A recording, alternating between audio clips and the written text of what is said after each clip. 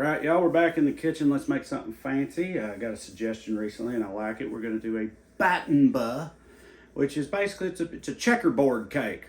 How hard can that be? Here we go. Big reason this cake appealed to me is that I've never been good at making things look pretty, you know. I'm not good at decorating and stuff. Like, you know how there's people out there nowadays that can be like, hey, do you see my new multi-million-dollar sports car in the driveway? You're like, yeah, that's crazy. How'd you afford that? And they're like, gotcha, that's a cake. I made a whole Bugatti out of cake and you couldn't even tell. Those people, yeah, I'm not like that. But I thought, you know, a checkerboard, I can stack a couple cake squares on top of each other. Surely, that's all a Battenberg is. It's a vanilla and almond cake stacked in a checkerboard pattern and then covered with marzipan. It's supposed to be pink and white squares, but checkerboards only come in one color scheme in this household, baby, and that's orange and white. That's right, go Vols. That's another reason I wanted to make this. It just felt appropriate. I actually baked this cake while we were playing the day we played Alabama, so I knew that it would work out one way or another because cake is kind of like wine and that, like, whether you're happy and want to celebrate or sad and want to cry, it's appropriate either way. Am I right, big girls? All right, so either way, for the assembly, you need some kind of binder. So I went with an orange curd, right? And let me tell you something right now. So first of all, I purposely added more cornstarch to this because I want it to be more gluey. Now, I thought I messed up for a minute here. You can see how thick that's looking, but let me tell you something.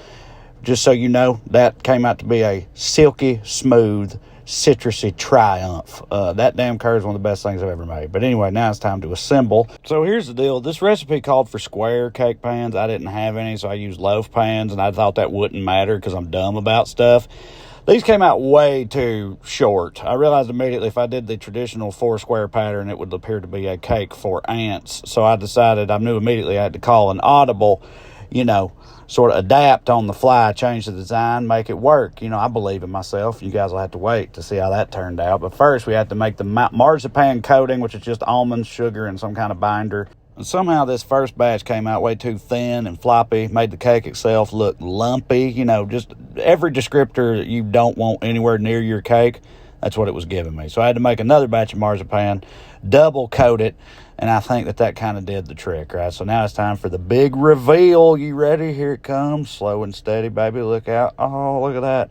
Hang on. Got a better angle for you. Look at that. I'll be damned. I think the 9 squares is better than 4. Just simple math.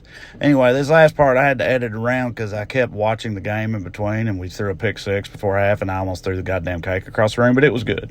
All right, YouTube, thanks for watching me do more kitchen stuff. Back in the Jeep now, doing Jeep stuff. It's always one of the two for me. But I just wanted to say thanks for watching, and also I'm going to put these things up on the screen here. Check out my special trash dad if you haven't already. Subscribe to the channel. Please consider it. And also, very importantly, TraeCrowder.com, my website where I have my tour dates. Constantly touring as a stand-up comedian. Come see me if I'm coming near you. That's it. Love yous. Bye.